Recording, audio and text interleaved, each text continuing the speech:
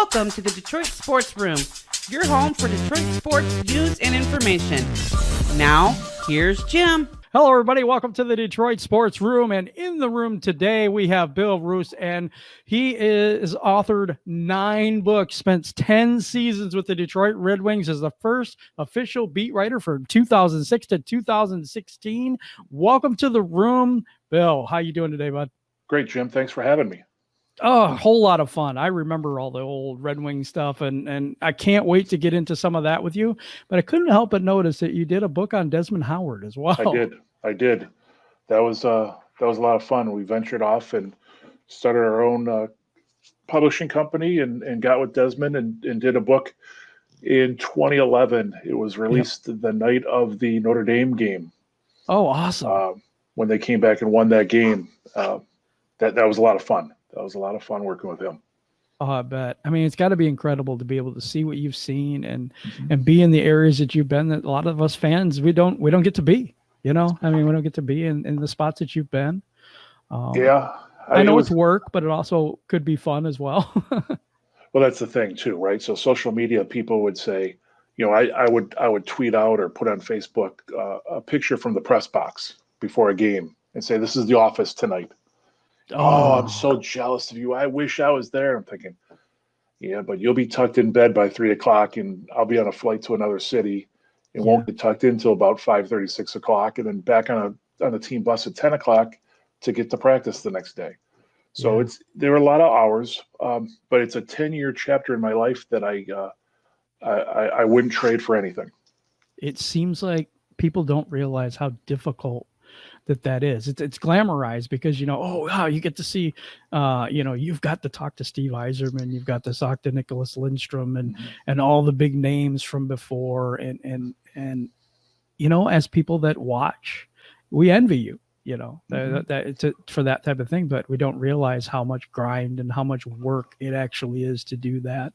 Can you talk a little bit more about the grind and the difficulty of actually doing your job for that long? Well, I think if you equate it to today's game and what's going on right now with the bubble in Edmonton and Toronto, or even down in Orlando with the NBA, people are just happy that sports is back for them, that they can cheer on their favorite teams in both of those leagues. However, if you look at it from a personal standpoint, those players and the support staffs and the coaches are stuck in those bubbles and they're not getting out. They can't see their families. They're not with their families. That's not an easy thing to do. So what used to happen come playoff time with us is that when the players got to go home, we were still grinding, writing stories, getting books ready. We did the championship book in 2008, and we had one ready. I'm the only one with a copy of the 2009 championship book that never went to press. But all those things had to be prepared. And so you put in, on average, a 12-hour day. And then there were some days that were definitely 15 and 16-hour days. I mean, you're sleeping in your office at the arena and then getting back right into it again. Just to make sure that things were in order, that you had things prepared, because those championship books had to be ready for the parades. And you're talking a matter of days. So you couldn't just put it all together at the end and once they won it, you had to prepare in the event that they won it. Exactly. So if they didn't win it, it doesn't go to press. I'll tell you what, when they lost in Game 7 in 2009, that was the most difficult professional day of my life. To listen to the Penguins celebrating. My office was across the hallway from the referee's room in the Zamboni pit. I had the best office at Joe Louis Arena. Pardon me. And to hear those Penguins in the Zamboni pit with their families celebrating and popping corks, it was gut-wrenching. It was really, really bad. It was a tough evening. Especially since it was a Friday. It was a beautiful June day in Detroit. When we went out for lunch and did walks on the Riverwalk, people were out on their boats and the Black Diamond ships were going up and down the river. And when they would get past Joe Louis, they'd start chanting, the Red Wing chants. Let's go Red Wings. Let's go Red Wings. And there was just such an electricity that there was no way the Wings were expected to lose that game that night. No. And I know from an employee standpoint, we were prepared to have a celebration, that there was not a chance that they were going to lose this game to Pittsburgh. Mhm. But as history will show you, it was a devastating night. It was rough. I was watching the game, Mm-hmm. and it was, like you said, gut-wrenching, because it's I don't know. You fight so hard all year long to get to that point, and it's game 7. It comes down to one game, and then you lose that game. That's it. Season over. Everything you work for the whole year, you got to reboot everything. It's such a devastating thing. People don't realize how the much momentum was, they had so much momentum after Rafalski's overtime goal and was Yep. game 5 that they knew they were going to Pittsburgh to win that game. Yep. And when they won that game, everything, the stars and the moons were aligned. It was Mhm. just a perfect scenario that they were going to win back to back again. Yeah, And, because they come back from so far down. Yeah. All that work. It's just, okay, so this is your business, right? I mean, to do it, you're in this industry, but are you also the fan too on the inside? Or is it kind of business and try to keep the fan part separate? So here, I'll tell you why I wasn't a fan in the beginning, and I kind of grew into it as I went into my years with the Wings. I spent 16 years at the Detroit Free Press, and so I covered Lions on the road. I covered a lot of prep sports throughout the state, and as a journalist, you were taught not to be a fan. The press box is not to be, cheering row and pom poms, and you just didn't. People would cheer. I mean, I still can hear some people cheering in a press box, and the looks that they would get were, in some cases, pretty diabolical. But you didn't do that. You were writing for fans, but you weren't writing for the teams. Now, when I transitioned to the Wings, it was a different kind of reading. It was a different kind of audience. So while fans read what I wrote, I personally wasn't writing for the fans as much as I was writing for the 10th floor, which is where ownership was at the Fox Theater, the coaching staff, and the players. The players, I had so much trust with the players. I almost felt, if you went back to the 30s and the 40s, when journalists traveled with players, you didn't speak poorly about these guys. And so there were things that I was part of, I saw, that you just didn't report on. And I had so much trust from these players that they knew that I wouldn't go out and betray them. So I was writing, it was more of a marketing writing versus a journalistic writing. Oh, I understand. That being said, I became more of a fan because now the personalities weren't just people that I covered, it was people that I knew. Yeah. And got to know. So yeah, I wanted them to win, right? I knew at the end of the regular season in early April that the next 2 months could be an absolute grind, and I wasn't going to see my kids for a while, right? Wow. Similar to today in the bubble. Yep. However, I wanted them to keep going. If you're gonna go to the second round at least, you might as well go all the way. Go all the way. You've already killed a month of my personal time and everybody else's, right? You've got all that time invested. Yeah. You might as well just go all the way. And so 7, 8, and 9 were unbelievable years. Yep. I mean, listen, the Wings were in the playoffs every year that I was there. They went 25 years. They haven't been back since I left. That's my inside joke. Wait a second. But it was real. Is there a Bill Roose curse? Is that what's going on? No, I think it's a Pavel Datsyuk curse. But yeah, the inside joke amongst friends is that they haven't won since you left. Wow.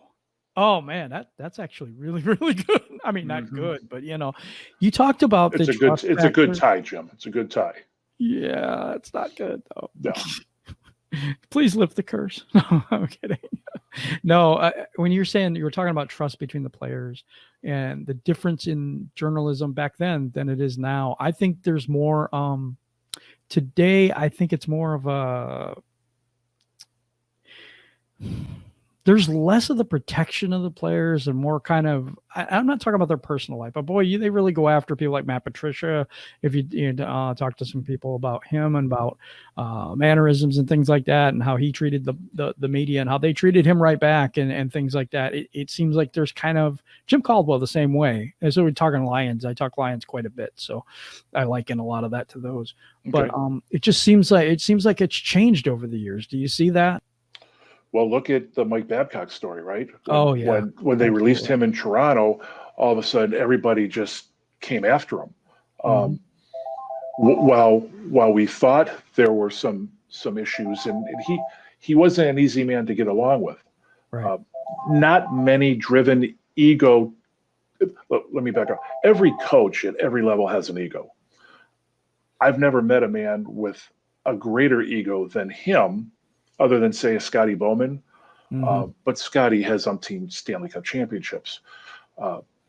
You still have to treat people with respect. And if Johan Franzen says that that's how he was treated, and it gets into the media, the Swedish media start covering it, and then it seeps back over here to the States, I can't disagree with him on his observations and his personal experiences with the man. But back then, people weren't going to say anything while he was still employed by the Wings. Right. And that's what I think in some ways players used to keep quiet as much too. Didn't say as much, that nowadays NBA probably is the biggest one for this, where the players pretty much dominate the league.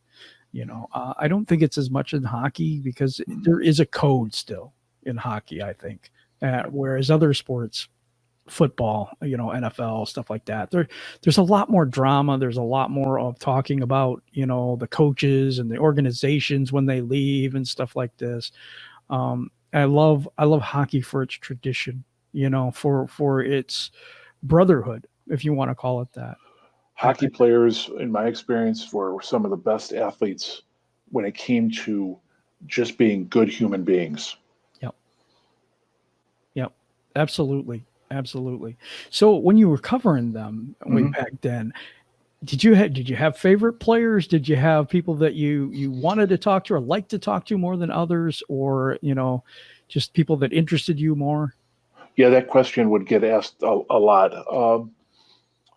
Jonathan Ericsson was a great person to me.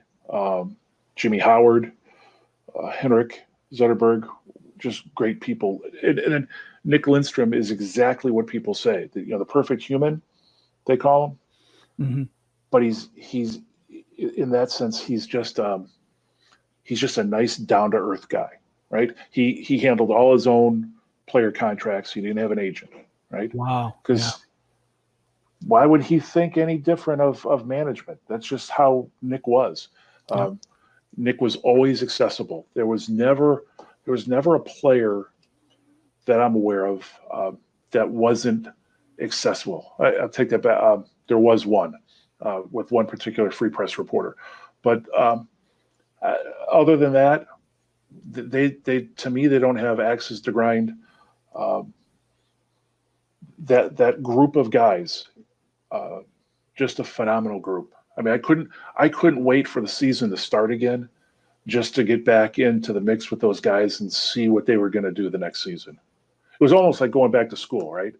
Yeah. It was like, the school ends and it's now summertime, and you just couldn't wait to strap the skates back on and get going again. We had Jason Williams on last Saturday, and he was saying that the organizations, because he had went to the Blackhawks and a couple other teams, and he said that the organization itself was so good at taking care of the players where they just didn't have to worry about anything else. And it was just first class run. Did you see that too? Is that your experience? Well? So here's my experience. When they had the lockout in what year was that? Was it 12? Whatever year that was. Right. The lockout shortened season, and they came back in January. The many teams, including the league, shortened work schedules for players, or people within the organization. So they would lop off Fridays, and essentially cutting off 20% of their pay. The Ilitches didn't do that. We were paid for the full week, even though the players weren't playing. Starting with workouts in August all the way through December. Wow. Not a lot of organizations are going to do that, right? No. But the Ilitches stood by all of their employees, so I still applaud them for that. Yep, first class organization helps you to win. The way they traveled. Now, the only thing, and this wasn't their fault, they inherited Joe Louis Arena, right? And to me, having been to all the arenas, Joe Louis and Nassau Coliseum were the two worst buildings in the circuit. That being said, it's kind of like your brother's a jerk, but you're the only one that can say he's a jerk. Right? Yeah, so Joe Louis is a pit, but it's our pit, right? It's our dump. Still was considered the best ice in the league. Al Sabatka was the master, and he got top grades all the time. But it was just an absolute pit. Now, that being said, again, travel was first class, right? The way they treated players and employees, first class.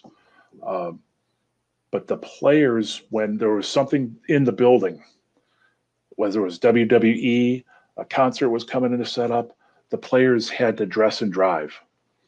And they would go to their lockers, literally put all their gear on except for their skates and their helmets, hop into their cars, and drive either to City Arena over by Martin Luther King High School, or they'd have to drive out to Grosse Pointe University Liggett School to skate. And then go back the same way in just sweat-soaked gear. Oh. So that's now, again, it goes to the inherited portion of the arena, right? If they didn't have that, 100% good grades for the Ilitches all the way around. I'm still going to give it to them because then they went out and built LCA and put that second sheet in, so they never had a dress and drive ever again. That's awesome. And those types of things, little things, right, don't affect us as fans and the media, but little things when you're out there trying to recruit a free agent to come to town. And Ken Holland tried like crazy to get Parisi and Suter, and what he did, he went out and bought iPads and then had our department load up video, like these sizzle videos, to try to get these guys to come to town. Wow. But we didn't have anything, right? Great, you showed me a sizzle video, but I'm going to play here. Mm-hmm. And so, those guys are worried about long-term contracts, right? How are you going to treat my family? Where, this isn't a 1-year deal. Those guys are looking for 6-7-year contracts and just plan to the rest of their career. Now you've got that shining star LCA, and that should, as this team starts to figure things out, can draft better, get more young talent into the pipeline, they then can start backfilling some of the pieces of these free agents who now are going to want to come here. Hopefully. I think there's a lot of hope. I like the fact that Steve Yzerman went to Tampa Bay first and established himself as a GM rather than trying it here. Correct. It gives him so much more credibility. I mean, he would have still been Stevie Y. He still would have been the guy and been loved by the fans and everything like that. But I think the fans would have been a lot more critical of his movements, if he had not went out and done it himself. If he failed here, if he replaced Holland right out of the get-go and then stumbled, the fans are just going to look at Holland and go, see, he's not Ken Holland. He can't do it. Right. But yeah, sometimes you need to leave, right?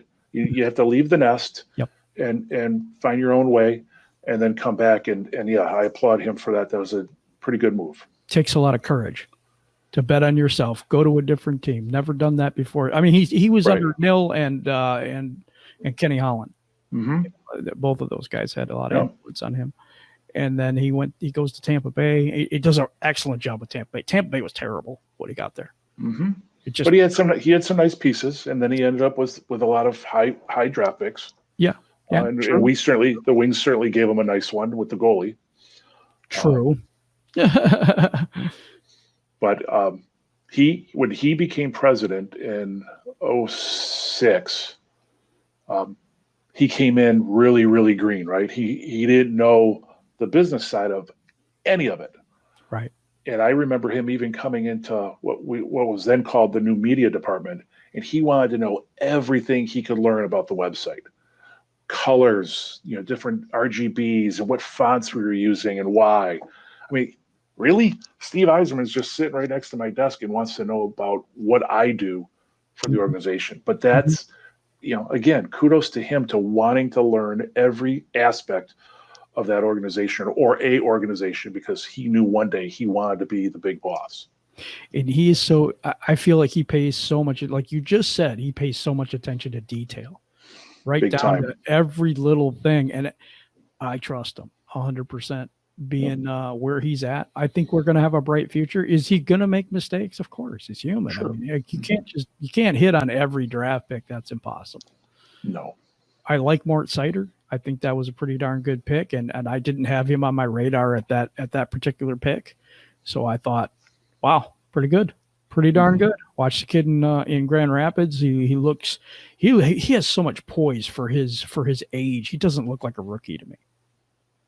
That's Did you impressive. get a chance to see No, him? I've not paid attention to him. Oh, he's good. It's very, very good. I just know that he wasn't on a lot of people's radar at that pick, and so right away, Steve caught a lot of flack from the so-called experts. Right? Mm-hmm. I think you have to give him a lot of leeway and just let him figure out what he's going to do. And if this kid turns out to be an all-star, well, then everyone's going to want to pat Steve on his back. I think he'll be up this year. Yeah. I do. Well, he probably needs to be, right? I don't think he does yet, does he? Because we just spent 1 year in Grand Rapids. I've not looked to see who they've signed and who's on their roster and what they've got coming back. I know, obviously Danny DeKaiser is trying to come back from the back surgery. I get to talk to him every once in a while because I work now at DSA Collegiate, and he and I both went to this high school as high school students. That's a tough call. So from time to time, I still talk to Danny, but I know how difficult that's going to be for him coming back from back surgery. It's unfortunate, really from that rookie season, he's had injuries. Yep. He had the hand injury. I don't know if that was in the first round of the playoffs in Anaheim, and then he missed the rest of the playoff games that year. And he's had some bad luck, but everybody and their brother wanted him when he came out of college, and it was his pick. I mean, can you imagine that? Yeah. You get to decide. Everyone, that's a shame that he wasn't drafted. I mean, that's not a bad consolation prize to be the top undrafted rookie, and it's your pick, Danny. Which team would you like to go to? Because they all want you at that point. Yep.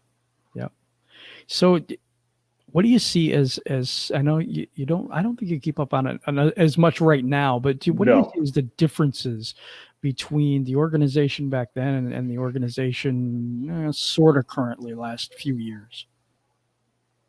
Is there major differences? I mean, I'm going back to the thing where they treat everybody really well, and then now they're not getting free agents like they used to. They're not getting the players that they had been in the past. Well, remember, why is a free agent going to want to come to any city, right? They want to know that I'm the last piece that's going to get them over the hump. Mm-hmm. You think back, you and I talked about way back, the Dead Wing era. Yes. The free agents that came here, when you think of Gilles Gilbert, Brad Park, Daryl Sittler, the list goes on and on, right? Those were pieces that they needed as marketing pieces. They needed to put butts in seats. Yep. And those guys were here for a reason. You're not looking to bring in guys like that anymore, even though those are Hall of Fame. Some in cases are Hall of Famers. That's not what you want. You need that piece to get you over the hump into the playoffs and deep for a deep run. So those guys aren't seeing, I don't think, that the team is ready for their services yet. Yeah, I agree. That's just my personal view of it. I think they're building through the draft right now. I think they're also going to be, when that time comes, I think that just to be honest with you, I think the coach is going to change. I think that they're going to have free agents will come in then when they're ready, when that core of young people are ready that he's building. Then he'll top it off with the people that can get him over the hump. And I'm not sure I'm Jeff Blashill. I don't know. Here's my take on Jeff. So I knew Jeff when he came in as an assistant, and then he left for Grand Rapids and came back. Mm-hmm. The work he does with young players, he just has a phenomenal way of connecting with these guys, right? I think he's in a position, they're not going to make the playoffs the last couple of years. Okay. But he's here for a reason, right? He's here to turn these guys into pros, and he can kind of guide them along. Maybe you're right. Maybe his time will come where it's now Jeff needs to step aside. Maybe he takes a position in the front office, bring in another coach who now can get them on a long playoff run. I get that. But from a player development standpoint with these young guys, and what I used to see was just phenomenal the way he handled these guys. And look at the run that he had in Grand Rapids. I mean, people want to equate that then to the NHL, and I'm not certain that that's a fair comparison. Right. We used to have a team here in Muskegon, the Lumberjacks, the Fury, and we have a pretty rich tradition over here too. Mark Recchi played here for a time. But it's like our guys would go up to Grand Rapids to the Wings for a while. It was like, and so it's those developmental areas that you're playing against people that aren't going to make the NHL, people that are still want to play the game. They're really, really good, but they're not good enough for NHL level play. So what you do in Grand Rapids and what you do in some of the minor leagues is a very different than what you would do in the National Hockey League. No doubt about it. No doubt about it. So that's that. There's so many things I want to go over with you. It's just so many questions, from players from the past, and Bob Probert. I bring up that name. The interesting thing for me is the aspect of fighting and the person that used to have like the designated tough guy to protect your players and policing yourself, which is Gary Bettman's pretty much taken that out. Although it's the last couple of years, I've noticed that fighting's come up a little bit. But what's your take on enforcers? Well, look at the very first playoff game this year in the bubble. Yeah. There was a fight. Yeah. The very first period. I don't think it needs to be overtly obvious that guys are just out there to be enforcers and fight. If you're a Bob Probert, and Bob Probert was an all-star one year, he could actually play, right? Yes. And then you take guys like, and I loved Aaron Downey, but was Aaron Downey as good a player as Bob Probert was? No. I'd say no, but back then, and Babcock always referred to it as grit and sandpaper. He needed sandpaper, and Aaron often injected that into a game. He brought the sandpaper with him. Yep. And it was just jump over the boards and go at somebody. It wasn't so much to me. It wasn't like he was a winger protecting his top line center. Right. All right. Not like it was in the day. And so if fighting, I'm not going to say that I'm anti-fighting. I'm not really going to say pro-fight. I mean, I ride the bubble on this. If there's a fight, there's a fight. I don't know how you outlaw it. That's the thing. That's the thing too. They've tried, right, with a couple things. Yeah. You get 3 majors in a game, and you sit for you're suspended, and then if you get another 3, you get suspended further. And it's just I don't know. I don't know that it works.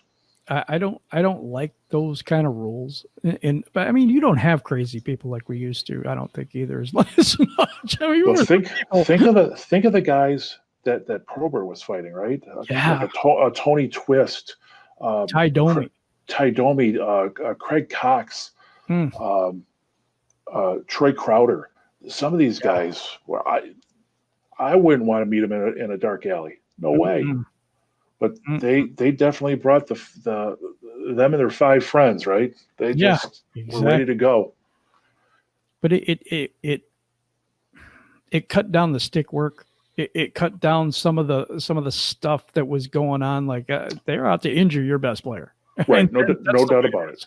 Yep. You know, and if you didn't have someone that was going to stand up for your team and give them a little pause, right? Almost like the whole like nuclear weapon argument. You know, we have to have so many because if they have so many, you know, the deterrent factor. Right. No, but the Bob Proberts and Joey Kosters, Stu Grimsons, I love the Reaper. Yeah, they served a purpose, and man, it was fun to watch. It was. Go back to the Colorado incidents and stuff like that. Well, I'll tell you, the fun thing for me was to go to the outdoor game then in Colorado, and the alumni game that they had. I remember that. When Chelios was introduced and he saluted the crowd at that ballpark in Denver, and the booze just rained down. It was so much fun. And sometimes I often think that sometimes I just think that rivalry at times just gets so overplayed, right? Every March they come out with the video of Lemieux and McCarty. Yep. Every March. Yeah. And it's but to go back to that game a couple years ago, man, that was a lot of fun. It was a lot of fun. Yeah.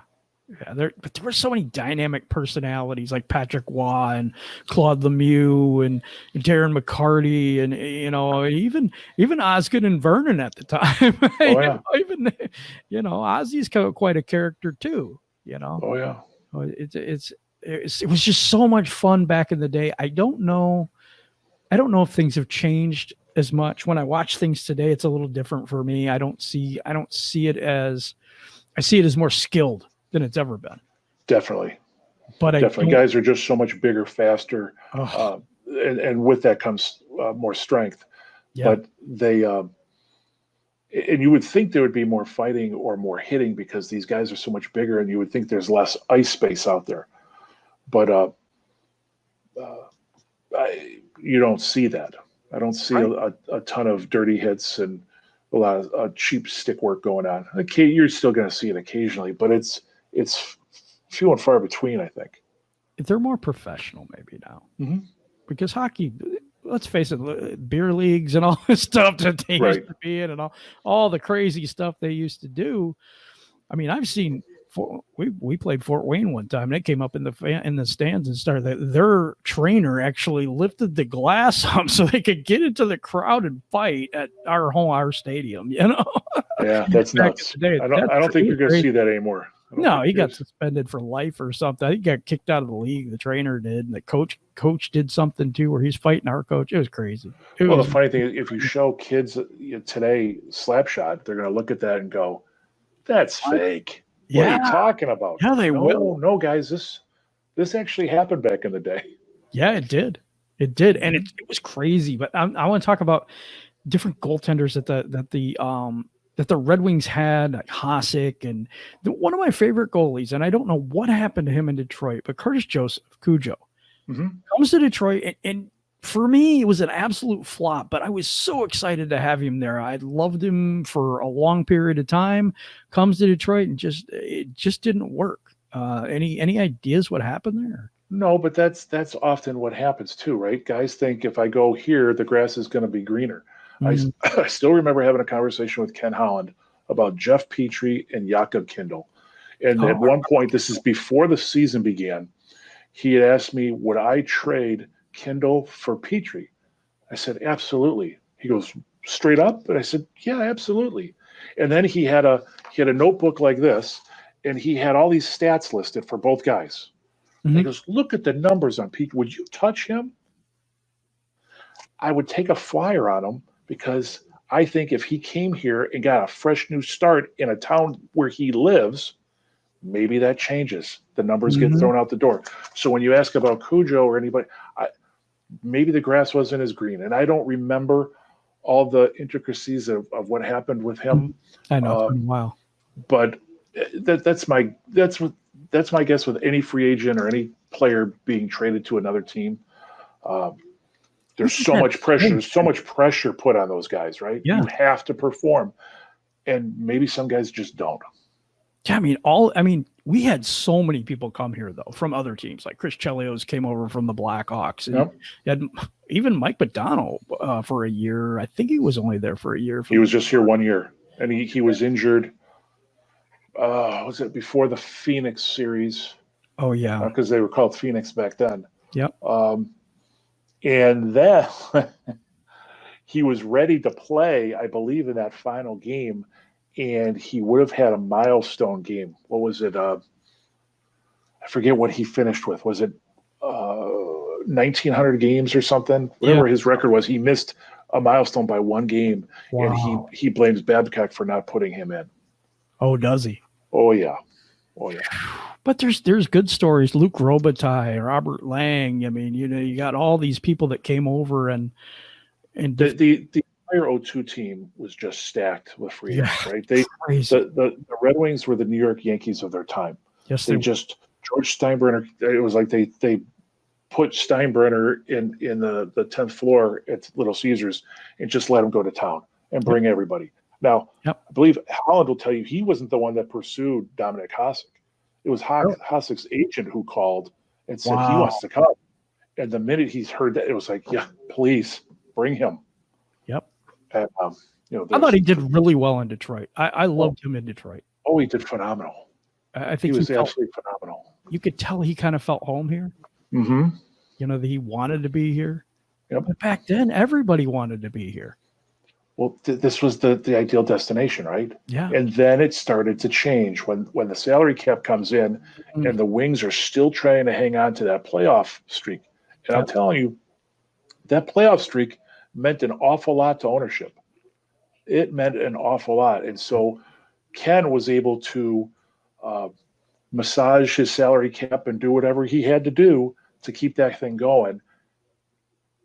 But it hurt in the long run. I agree. Because then he signed all these guys to these long-term monster contracts, which I think, was it just last year Franzen came off the books? Yeah. Yeah, it was. Think about the last time he played, Jim. Yeah. Long time. And then, the Datsyuk, Pavel kind of left the Wings up to dry by not wanting to finish that year in his contract. Mm-hmm. And that ended up hurting. And so when you look at why the Wings haven't made the playoffs, it's because that stretch of playoff success and continued into the new salary cap era eventually caught up and hurt them. Some fans think Kenny Holland started to become out of his depth when the hard cap came in. It limited him in ways, but when you mention the fact that ownership really wanted that streak to continue, it hurt him to be able to rebuild through the draft and acquire pieces that he might want rather than, okay, we might be bad for a couple of years, but we got to reboot, at some point. And as a playoff team, it's difficult to build through the draft. You're not getting those top level picks, right? Right. So keep winning. But remember, if you get in the playoffs and you go on a long run, that's okay. But if you just get in the playoffs and you lose right away, you're still getting a lower draft pick. Yeah. Just because you lost you're not the New York Rangers. Right. Who get to lose in the first round or a qualifying round and get the number one overall pick. I could go on a rant for hours about. I think a lot of people could. I'm not going to say anything more. It is what it is, and we just continue to move on and right. We've got the 4th overall pick. I like Marco Rossi. I really like him. I think he's a really good center. I think he could be a first line center for us in the future. I don't know that Eleno is going to be a first round center, but right. The Wings still do some really nice development work with their young players. So have faith. You mentioned hope earlier. Have faith. It'll get turned around, hopefully sooner than later. But I think it's going to take 3 to 5 years. I think you're right. I can't disagree with that. It's unfortunate, right? It's just hockey players don't develop as quickly as like football players. I mean, goodness gracious. I mean, draft somebody in the NFL and they're playing year one. Right. The quarterbacks are starting year one now. Well, but look at their proving grounds are the NCAA Division I, Alabama, Michigan, Notre Dame, USC. You don't have that. We're drafting 17, 18-year-old kids. Correct. You're essentially right out of high school. Yep. That's why I like Mort Sider. He played in that men's league over in Germany, and it's a whole different ball game playing juniors than it is playing a men's league for a young player. And I thought that was really good on Yzerman's part to notice that, to see him, how he played and all this. He is going to be a good one, I think. Yep. I really do. There's another Drysdale's the other defenseman I look at in this year's draft coming up that I wouldn't mind at the third overall pick. Mm-hmm. He's fast. You could pair him with Sider for a long time. That could be a defensive combo that would be amazing for years to come. So we'll just see what Steve does. I mean, in Steve we trust at this point. Yep, that's all you can do. That's all you can do. Can you tell me any, and I don't know how inside we can get, but any good stories, like either on the road or in the locker room, or just something you can say, but some kind of a funny rib or something. And if you don't, it's cool, but just whatever stories come to mind. I mean, so the plane, it's first class all the way. I mean, that's the first thing that comes to mind. Yeah. And I flew next to Ken Daniels, was my row partner. Okay. And across the aisle we had Datsyuk, Chica, the team masseuse, Abdelkader, and occasionally there was a stretch where Marchenko used to sit over there too. So all the Russians and then Abdelkader, and they used to play dominoes all the time, the time. But just the fun of being with those guys. It took some time, like I said, for them to develop that trust. But once they did, you just felt like you were home. I mean, I didn't go on the plane and feel nervous anymore. In the beginning, you did, because it's like, because my very first experience on the plane, we were going to Anaheim for the playoffs. This is Redbird 2, not Redbird 3. And Redbird 2 couldn't make it coast to coast without having to stop in Omaha to refuel. And so we used to stop at a military, a National Guard base in Omaha and refuel. And we had Danny Markov on the team at the time. Mm-hmm. So he sat with Datsyuk, and there was an open seat. So I got to sit amongst the three Russians, Chika, Pavel, and Danny Markov. So when I get on the plane, Datsyuk looks over at me in his broken English, which isn't so bad when the media is not around, by the way. He looks at me and he goes, "Why you here?" I said, "I'm here to cover all the games on the road." "You can't do from home?" I said, "No, it's not what my bosses want." He goes, Just let it be, left it at that. Yep. When we land, Danny Markov gets off the plane. Somebody says, "Hey, look, Markov's down on the tarmac and he's just smoking cigarettes." You're thinking, you're really smoking a cigarette on the tarmac with the jet fuel, and they're refueling this plane? But he was the only. Now, in my 10 years, I mean, others may have. He was the only one that I knew smoked. Wow. None of those players, they don't smoke. This isn't the 70s and the 80s, right? But there was Danny Markov smoking away.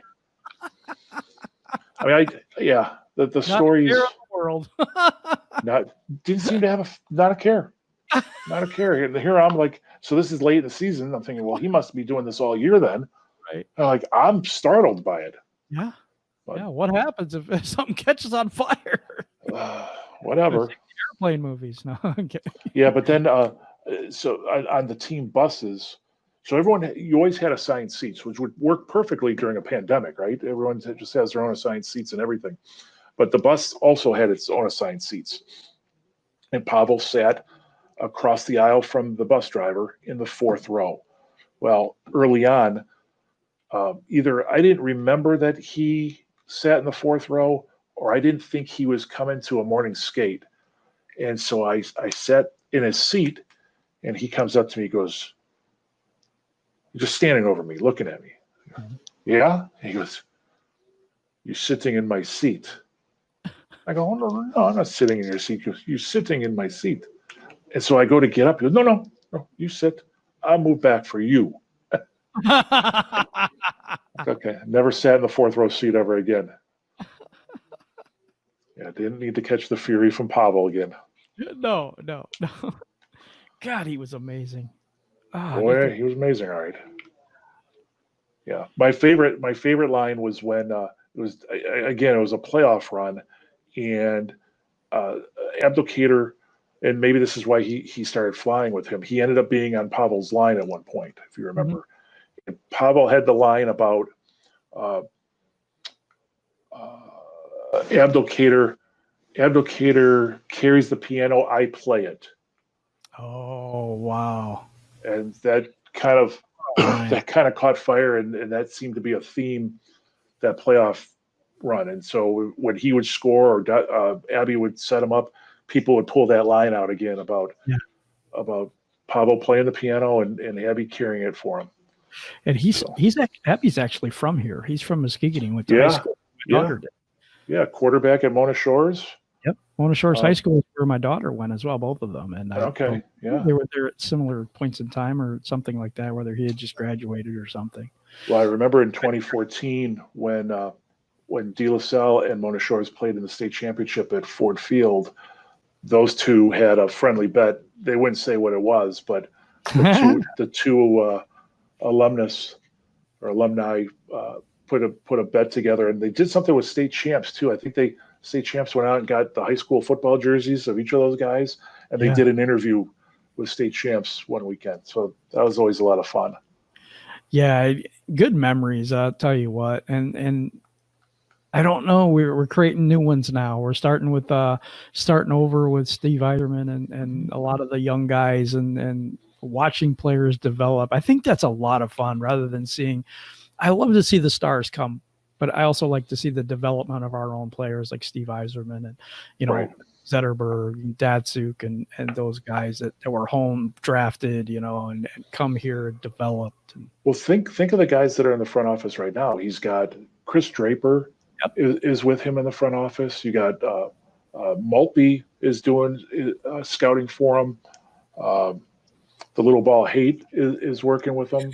So he's got a lot of guys that he played with that are now still in his corral trying to turn this back into a winner, right? And they were winners once before, and there's no doubt he'll pull out a championship here at some point. I agree with you 100%. Every time somebody asks me, "Well, do you think he's?" Yes, I absolutely 100% believe in that guy. Yes. Anybody who can play on one knee and do what he did. And I remember the hyperbaric chambers and all that he did to get to even compete out there. Oh yeah, he was banged up bad. To even be able to skate. Listen, every one of these hockey players goes through some type of injury. They're going in, pretty much the entire locker room is going into the playoffs, and these guys are all banged up. They're not just nicked; they're banged up. And so the advanced training that they do, the training during the season that they do, the things that they eat, all the rest that they get. They have the nutritionists and the strength coaches. All these people play a factor into developing these NHL stars now. And the Wings have all these people at their disposal where they didn't before. Nobody knew about these people. Right. Lisa McDowell, who has worked with USA Olympics, and she's based out of Ann Arbor, has been working with the Wings now since 10 or 11, I believe. She's still with them, but she's their dietitian and nutritionist. These guys meet her the minute they come to the development camps, usually in July up in Traverse City. They learn how to cook for themselves, how to eat the right things, because the stuff that you put into your body is what you're going to get out of it.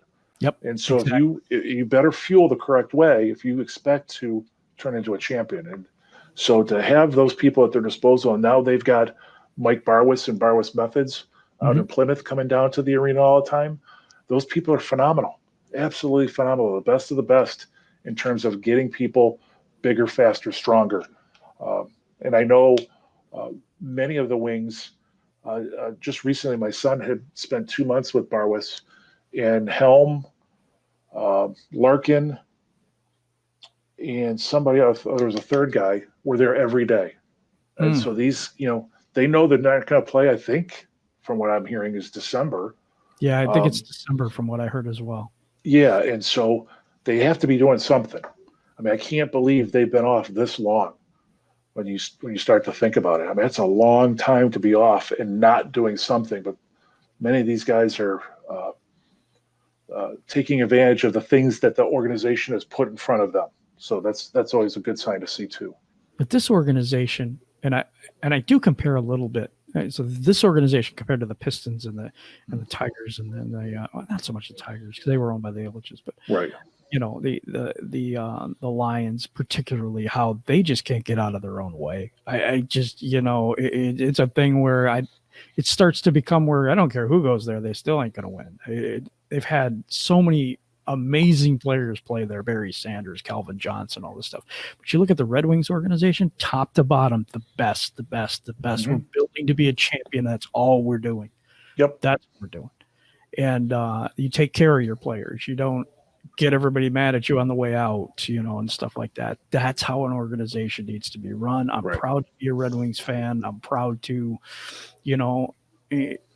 talk to you about them. You know what I'm saying? As in, all the stories and the history and all that. So yeah, if you're loyal to them, they're loyal to you. Yep. But I appreciate your time. I don't want to take all day, and I just appreciate you coming on with me. If you want to tell everybody how to get a hold of your books or anything you're working on right now, are you working on something new or? No, all the books I believe are still available on Amazon.com. Yep, I went and looked. Yeah, so go out there and get those. It's sad when I look back now that Ted and Gordy are no longer with us. Yes, but doing those two books particularly, man, it was like. I often called Ted my grandfather because he would come into the office and it was just like talking to my grandfather, who I really never knew, right? He would just tell these stories from back in the day, and it was an absolute riot to hear this stuff. And you just sat there in awe. You didn't talk. You just sat there like a sponge and just listened. And it was, like I said, the 10 years that I spent with that organization is a 10-year chapter that I wouldn't change for anything. And the title of that book is 7, A Salute to Ted Lindsay. We also have 19, A Salute to Steve Yzerman. 5, A Salute to Nicholas Lindstrom. 9, A Salute for Mr. Hockey, Gordie Howe. I Wore 21, The Legend of Desmond Howard is another one. The ABCs of Detroit Red Wings Hockey. And is it it's 2007, 2008, correct? Am I right on the year? I think that's 7-8 championship book. And then we did the Detroit Tigers ABCs in English and Spanish. Okay. That sounds really good. I appreciate you being on here. I'm trying to get you out so you don't. I know you're a busy man. I don't want to keep you all day. I could talk hockey all day. I really could. Well, give me a call another time, Jim. I definitely will. I really appreciate you being on. For everybody that's watching, please subscribe to the channel and hit the little like if you like the video, and hit the notification bell so that you know when another video is coming out. We appreciate each and every one of you. And as always,